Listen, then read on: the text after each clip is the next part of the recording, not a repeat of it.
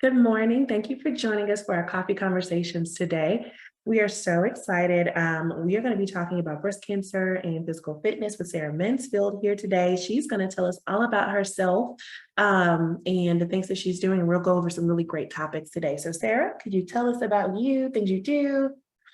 Sure. So I'm glad to be here and to kind of be talking about this. I am an exercise physiologist, a clinical exercise physiologist. So that's more of the medical side of it. And I have, exercise physiology or exercise science is really just studying how the body responds to physical activity. And then if you think about the clinical kind of layer of that, if you're dealing with an illness, specifically, we're talking about cancer diagnosis and treatment, even onto survivorship, physical activity can really help to, provide many benefits. And so we'll talk a little bit more about those in detail. But for myself, my journey has kind of been everything from personal trainer to working in cardiac rehab. I worked here at UAB in research long ago, 5 years ago. That was like yesterday. It seems like a lifetime ago. But we did some really good work on this study called the Beat Cancer Study, which was primarily exercise intervention for breast cancer survivors. And so what we were really trying to prove is what the kind of the perfect combination of trying to assist survivors in, first of all, realizing the benefits of staying active, and also kind of the things that I always say, we all know what to do because we have the internet, but why don't we do it? Yeah. And so that's the behavioral part of it. So that got more interesting to me as I went on in research. And then, so I got the opportunity to move up to Minnesota and work at the Mayo Clinic there in wellness. So I was trained as a wellness coach there. And that kind of was that direction of getting a little bit more into kind of how people, really how they behave according to their values. So what's important to you? And obviously, if you've been through a big, life-changing either diagnosis or any of that journey, your priorities kind of change a little bit too. But it can also be overwhelming because, if intellectually, like, exercise helps, but how you're feeling, you're fatigued, you've got all this stuff you've got to, figure out how best can that be assisted. And so this opportunity to come back to UAB to work in the supportive care clinic at the actual medical side of it is what I've started doing in the last year. Last summer, we moved back. Great time to move to Alabama in the summer. And so I've just kind of been building this program called Cancer Rehab Plus.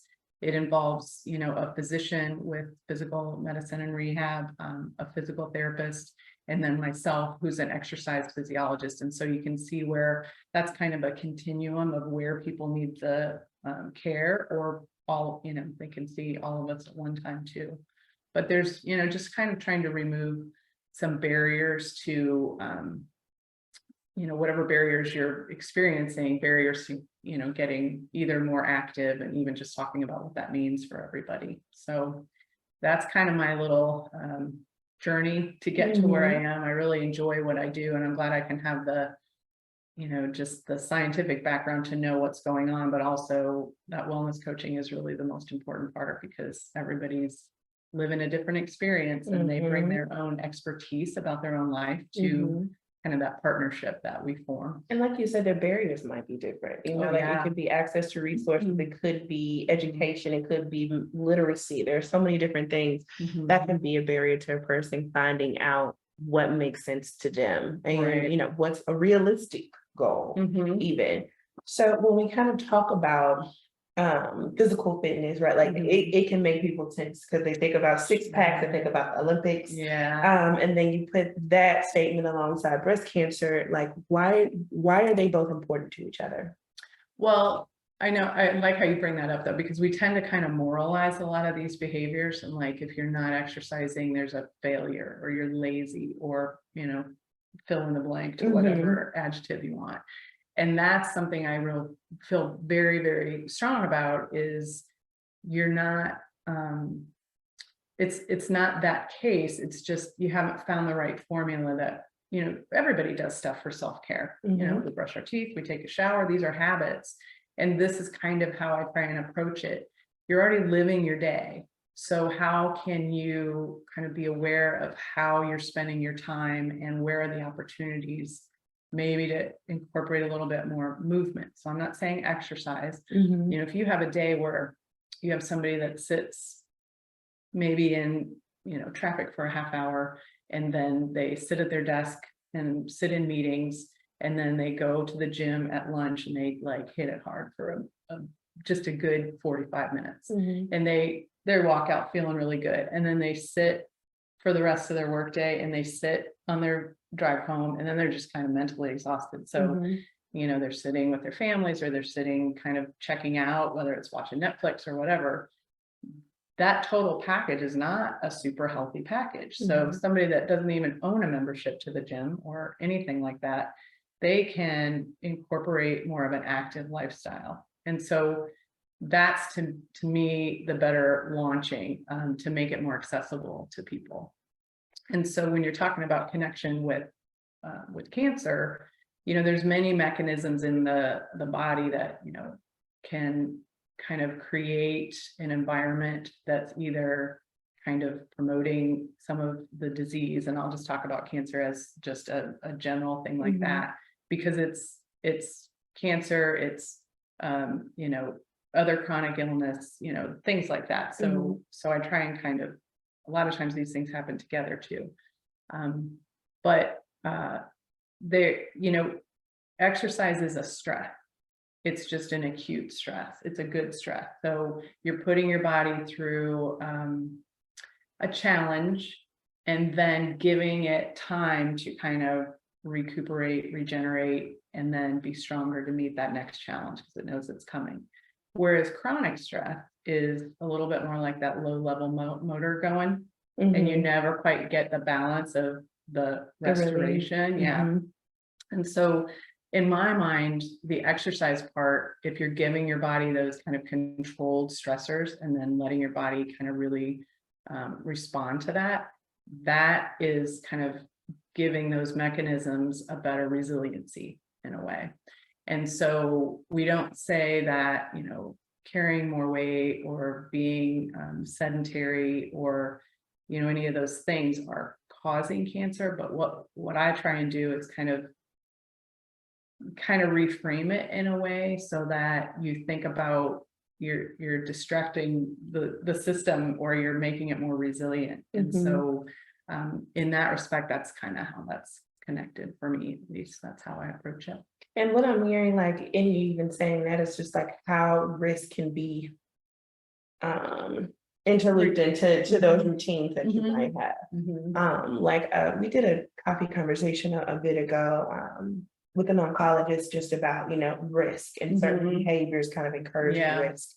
So from what I'm hearing you say is that physical activity can increase or decrease the risk based on how you're doing it, or is that right? Well, I mean, I wouldn't say it increases the risk at all, but it helps kind of in that mix. So here's kind of how I think about it. So you've got the environment you're creating for any disease. And so do I want a hospitable environment, or do I want an inhospitable environment? And so things like regular activity, you know, moving the body, making sure the heart, the lungs, the muscles, the circulation, all those type of things are working at whatever their highest level can be.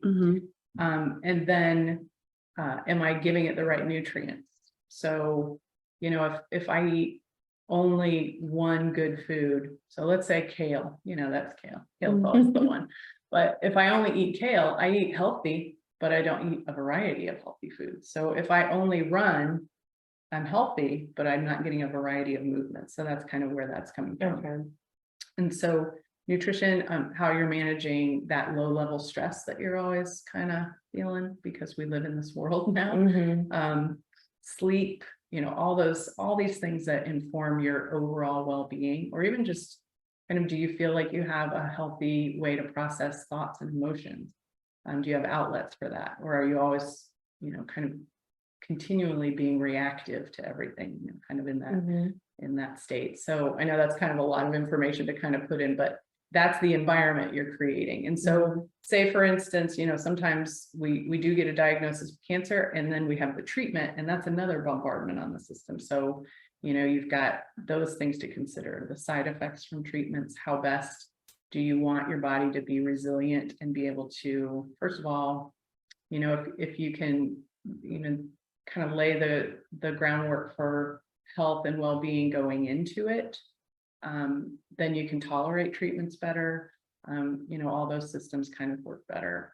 And then really when you're in treatment, there's fatigue, you don't really feel like exercising, all these type of things. So it's like 3 punches at you at the same time. And so if you're talking about more of kind of a risk, maybe prevention type of theme there, I'm doing all that I can within realistic terms on trying to listen to my body, know what I need. I know if I'm feeling low energy for a while, could I do a little bit of a survey of like, well, I haven't really been good at XYZ, whatever.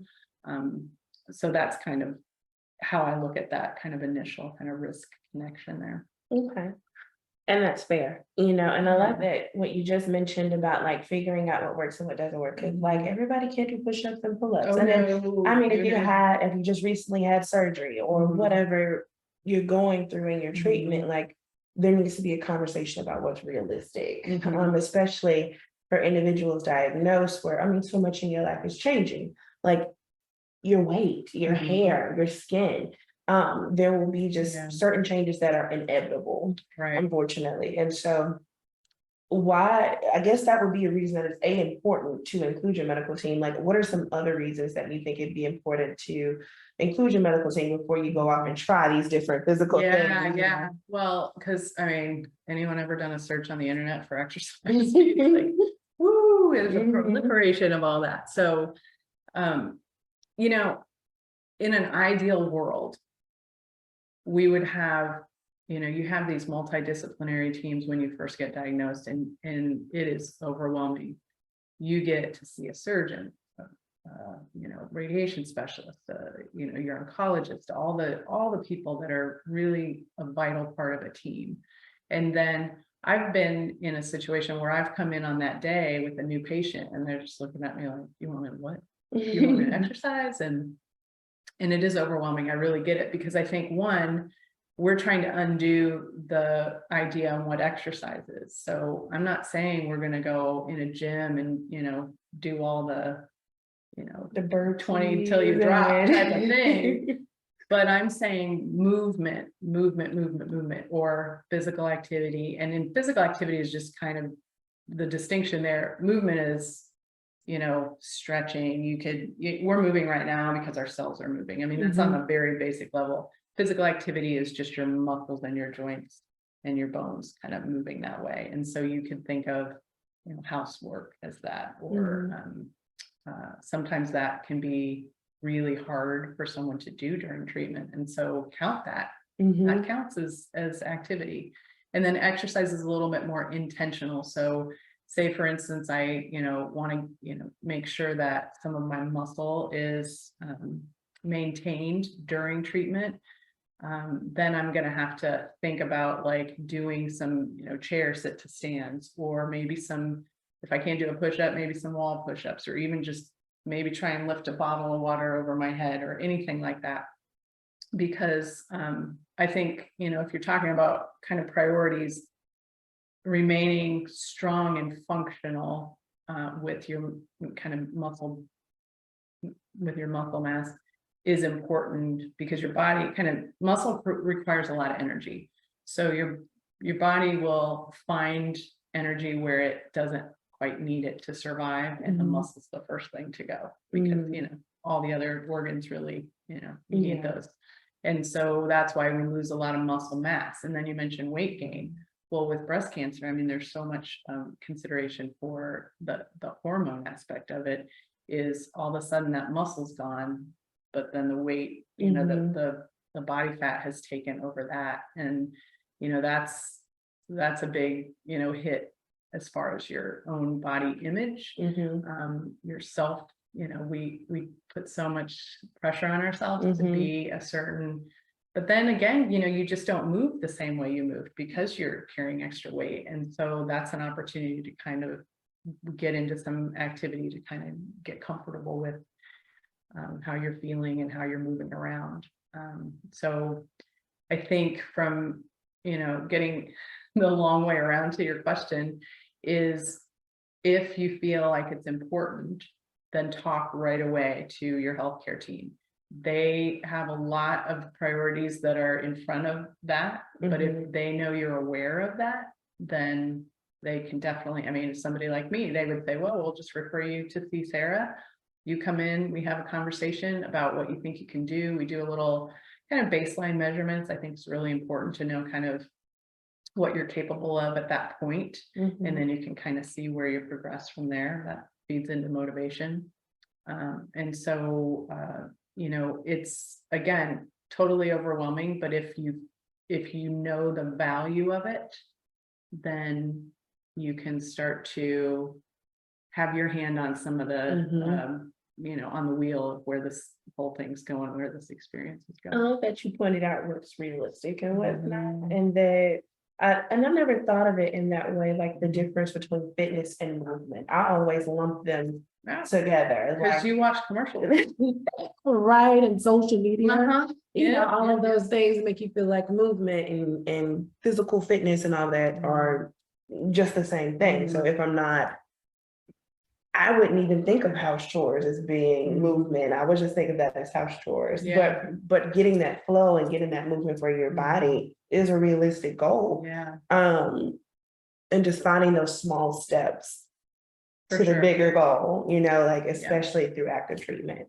Yeah, because and there's something called adaptive pace therapy, and this is used a lot in some chronic illnesses too, but it's very helpful throughout treatment. And if you deal with side effects of fatigue, is we tend to capitalize on the time where we feel really good. Let's get it all done. Feel great. I've turned a corner, and then the next couple of days you're just like, whoa, what happened? And I think I see this happen in everybody is, we just don't pace ourselves because we're an outcome-based society. We got to get it done. And if you can find your little rests throughout, kind of just like that example of the guy going to the gym at noon, but the rest of the day is, kind of not, it's kind of more of a dosage of it.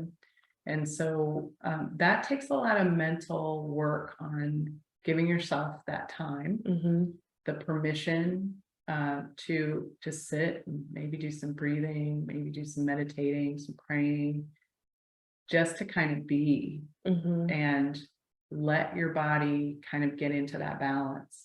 To me, that's well-being. And so if I can clear all the chaos, then I can be aware of signals of what my body really needs. Yeah. It will be very hard for It sounds most magical, people. but it's not. I mean, it takes work. Yeah, because you And- think about all of the things that you need to get done. And then when you think about working out, like you'll, I don't know, like if anybody's on Facebook, there's this guy who does like the hormonal exercise thing, like Everybody's got it. yeah, and like, it's like 15 minutes of just like super like pumping energy, and that's not realistic for all of the goals. So I feel like that is just such a huge takeaway from this. Like everything has been wonderful, but I think that's such a huge takeaway because movement is the step to fitness and what that is for you. It's not a 6-pack and both arms and broad shoulders for everybody or whatever. Fitness is health. It's not necessarily an image. Oh, sure. Oh, there's my tagline. Yes, it's true though. I mean, I feel like, well, I've been in this since way back in the day, like the crazy aerobic phase. And it's so funny to kind of watch all the, this is the latest equipment, or this is the latest class, and I love that there's a variety. I mean, you've got some really creative thinkers and entrepreneurial people, but no one has the answer except for you. And there's science on movement, and then it's how you do that. That's so, I'll have people say, well, I can only get 10 minutes and that's not worth it, right? Yes, it is, because you've given your body a signal. Your body really will just do what you tell it to do. So if you tend to, I get a lot of this feedback on bad days, people just kind of stay in bed. And there's an emotional aspect to that, a mental and a physical aspect to that. So what can you do while you're in your bed? There's lots of kind of different movement, breathing. I mean, you don't have to sweat. You definitely don't have to sweat.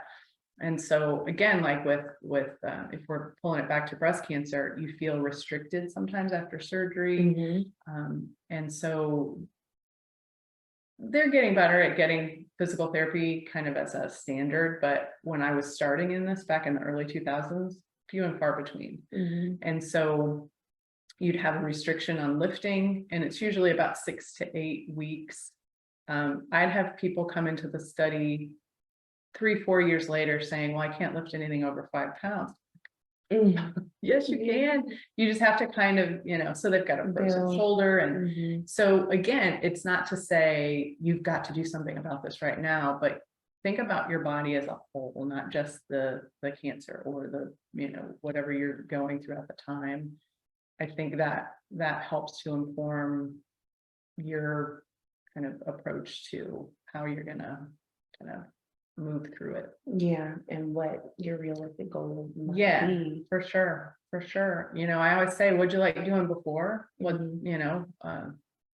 some people just like to turn music on and free move to dance, and that's exercise. I mean, it's all good. You just have to find out what's going to keep you going to it. And that's, there's, you all have walking groups. I think it's good because that's the social aspect of it. There's so many layers to what keeps a person engaged in it. It's so subjective. Like it's about what you like, what feeds you, and what keeps you motivated. It can be seasonal. I mean, I'll walk outside all the time until it's August, and I'm like, okay, it's time to go. Hot and cold is not anybody's friend. Usual. Yeah, but you can, you have to develop a little resiliency. There are ways to kind of adjust for comfort. And I know, especially like if you're having kind of hot flashes or any of the kind of discomfort that you can have as a result, just control for that environment. But there's no right or wrong way to do it, except for if you just don't do it. That's the only wrong answer. Yeah. They say you lose you fail everything you don't try. Yeah. Michael Jordan, there you go. He said that? He said something about you miss 100% of the shots you don't take. That's it. Here you go. I saw that on Google. No idea how that pulled that out of my head. Not basketball. Well, I mean, this has just been so lovely, Sarah, and I feel like we touched on a lot of things. I think we could talk longer. Yeah, it's good to talk to you. I hope people have good questions. Yeah. Did you have anything that you wanted to leave like on the video for anybody who might be watching later? Yeah, I mean, honestly, think about what your relationship to exercise is. When you say that word, what does it bring up for you? And start to kind of push a little bit of that aside and give yourself time to kind of come through with what kind of